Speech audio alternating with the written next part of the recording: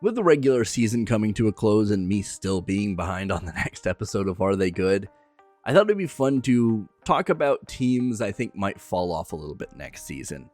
I did kind of the big leaps for next season, so I'm kind of doing the inverse on teams who could regress next season. And that could be for a variety of reasons. It could be front office coaching staff issues, not having directions, just not having good coaching staff.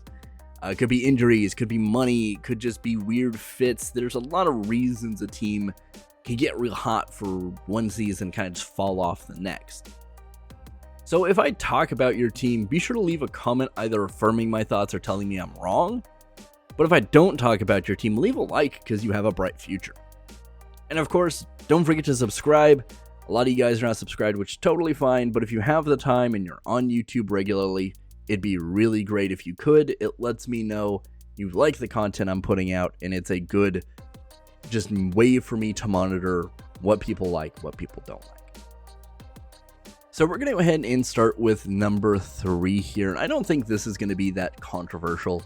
The Atlanta Hawks, they're kind of in the space anyway, but I have them pegged for the 11th seed, which is only moving one space down from where they are currently in the standings with about 35 wins. Now, there are two big reasons, and they're kind of the same reason, but in different directions. It's really about moves they make in the offseason, because running it back with this core I don't think really does much for you. So you either have the big possibility of trading Trae Young or Dejounte Murray, but the unfortunate reality is either trade does not make this team immediately better. If you're trading Dejounte Murray, you're probably going into a retool year and maybe you get hot in the second part of this coming season, but you're not immediately probably getting better. You trade Trae Young, you're most definitely not getting a Trae Young player back, most likely. So you're kind of going more into a rebuild or more serious retooling.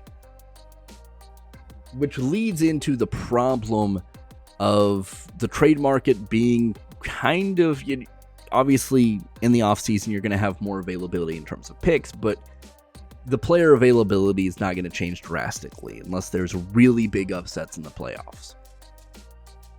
And that limits what you can do, either in free agency or the draft, because you're not going to have like the best pick. You're probably still going to have a lottery pick, but you're just a little too good to be in the top of that, which isn't to say you're going to get like bad players. It's just you're probably not getting another Trae Young.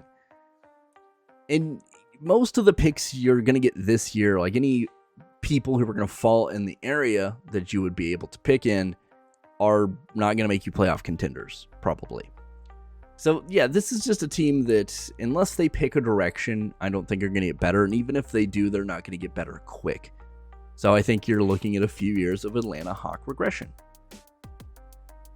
Number 2, maybe a little bit more controversial here, and I kind of do feel really bad for saying this, and this is kind of still a little weird that this is a regression, but the Phoenix Suns, I have as the 10th seed next year with around 40 wins. And there are a few reasons for this. Obviously, one of the biggest ones going to be you have a weird construction, largely just due to the contracts you have on the books. You have injury-prone stars, largely in KD, oddly enough, who's been pretty healthy this year, and Bradely Beal. Of course, Devin Booker's missed some time, but not nearly as consistently as the other two. And then you have a general lack of depth because you just don't have the money to pay a lot of other people. Now, of course, like Grayson Allen has helped, Royce O'Neal has come in, Nurkic obviously has done a lot, but you just aren't really doing it, right? This is not a cohesive unit. This is not something built from the ground up. This is kind of Matt Ishbia coming in and saying, hey, we're going to kind of work with what we have, and maybe in the long term things change, but I just don't think they're going to do well in the playoffs this year, even with KD, Bradley Beal, and Devin Booker, who can all three go off in a playoff series, but if you miss even one of those three guys, and there's a lot of reasons any of those three guys can go out, your team gets significantly worse. Which brings you to the injury issues. Bradley Beal has had an ongoing back issue this whole season, and that's not likely to go away. That's something that you don't even really have to land wrong for it to act up like you would potentially have to with like an ankle or potentially a knee issue. You're just kind of at the mercy of your back, right? Like, your back's a vital piece, obviously. It's going to be a part of the entirety of your game. So even just weird movements on the floor with no contact from someone can aggravate this. And you've seen this, and while it's different, you've seen this with Ben Simmons being the probably worst case scenario. Bradley Beal has played more than that, but not by like a whole massive amount. So kind of keep that in consideration, that might be an ongoing issue that's just not going to go away to any major degree, at least. And then you have KD's age. Like, KD is not getting younger. He's in his mid-30s. This is kind of his home stretch, if you will. He does not have a lot more time to play at this level in the league.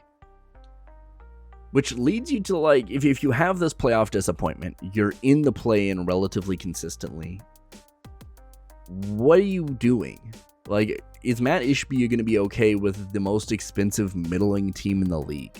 And how long is he going to be okay with that? So, you have some issues, and maybe he kind of sticks it out. That's very possible. But I do think the more and more you go through and look at, like, the last few years of teams that have won chips, it's not these teams that are thrown together. It's not the superstar teams, right? It's teams that have kind of built up through a process, and they get players that fit their role. It's not, we're going to go get another star. It's, we're going to get a guy that fits. We have developed this guy from the ground up. We have made this whole process. We have an identity, and we know what we're doing. The Suns don't really have that, in my opinion. Which leads us to number one, which is probably going to be more controversial, and I'm really sorry for Sacramento Kings fans. The Kings are a team that I just am constantly perplexed by when they win and when they lose. It's something I cannot peg down. They're like the Pelicans, but worse for me. I have them pegged for the 9th seed, so in the play-in, doing a little bit worse than they're currently doing this year, about 41 wins. So just under 500. And it's largely because I think they're going to keep doing what they've been doing. They're like the Bulls, but worse, right? And I don't mean that like in a record way. I mean like the Bulls will be more open and have kind of not really fostered the culture necessarily that someone wouldn't want to leave, right? Like Zach LaVine's like, I want out. Okay, cool. If De'Aaron Fox came out tomorrow and went to the front office and said, hey, I want to request a trade, it would be a much bigger surprise than Zach LaVine leaving Chicago. Like that team is kind of more that ground up type situation. There's a lot of investment because this is one of the better teams they've had in a long time. Which leads me to this kind of the great being the enemy of the good mentality, is that they want to hold out to get that one trade piece, that one target that they just don't have the stock to get, right? There was a lot of talk of it being Pascal Siakam this year, and that just didn't work out. I don't know who this team needs to get significantly better, who is available, right? You have confusion as far as not being rumored in a lot of trades outside of Pascal Siakam. You have confusion on who is really your main core. Like, is it just Fox and Sabonis? Are you looking at Keegan Murray? Is Harrison Barnes going to be a big staple piece? What are we doing? And you have the culture, but I don't know that there's a direction, right? Because like what the Pacers are doing this year is kind of what everyone thought the Kings would do. You're gonna have this blistering offense that's gonna run up the score, and you're gonna have a little bit better. At least a thought would be you would have a better defense than that of the Pacers by a little bit at least, and it just didn't end up that way. So I don't really foresee any big trades happening at the deadline, or not the deadline, in the offseason. I don't see any big names coming through in the draft. You're just kind of stuck in the middle. You're in that Chicago Bulls level territory. You just don't have the more transactional nature that they do, where people come in and come out more regularly.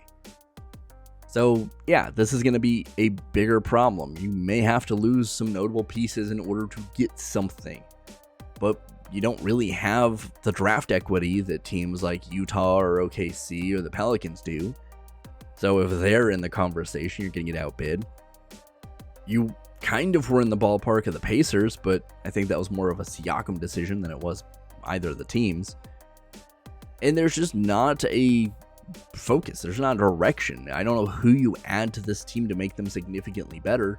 And unless one of your kind of hopefuls has a killer season, I don't think you're going to massively get better next year. I think you're just going to get stuck and probably do worse because other teams around you will do better. They will get better in the offseason. They will have players make jumps and leaps.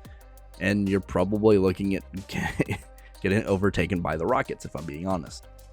But let me know in the comments down below. Am I crazy for putting the Suns, the Kings, and the Hawks down, even though they're all still like relatively decent? And I mean, the Suns and the Kings are right around being 500 anyway. I don't know. Let me know in the comments down below. But anyway, thanks for sticking with me, guys. I do appreciate it. I'll see you in the next one.